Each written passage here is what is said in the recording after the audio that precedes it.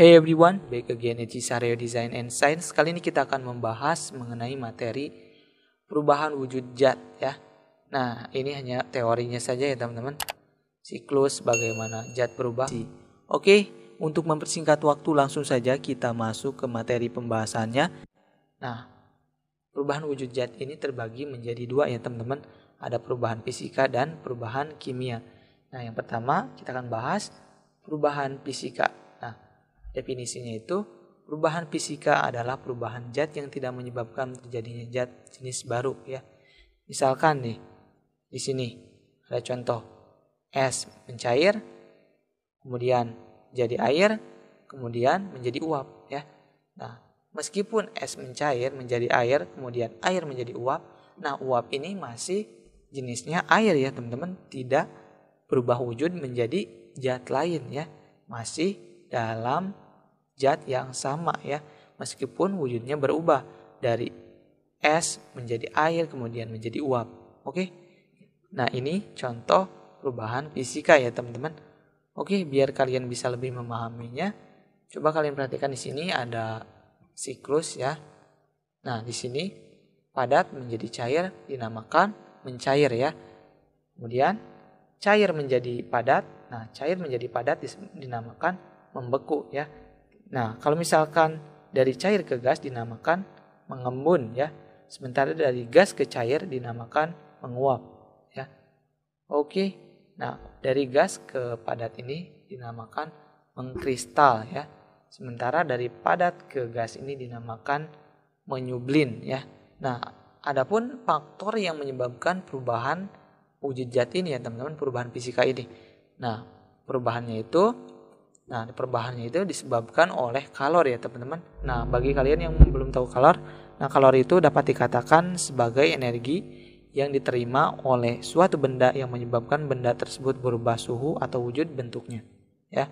Atau bahasa sehari-harinya itu energi panas ya teman-teman, yang menyebabkan perubahan wujud zat ya.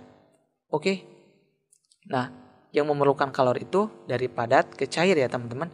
Nah, kalau misalkan es membeku nih, berarti otomatis karena adanya peningkatan suhu ya, berarti menjadi lebih hangat atau lebih panas ya teman-teman, sehingga es tersebut mencair ya teman-teman.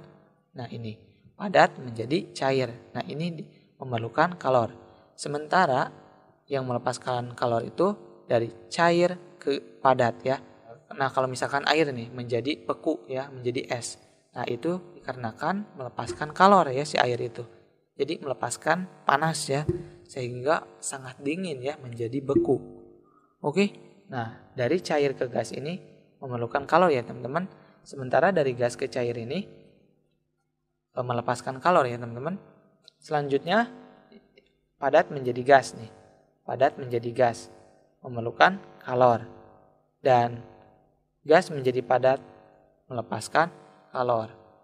Nah, ini adalah perubahan wujud zat secara fisika ya teman-teman.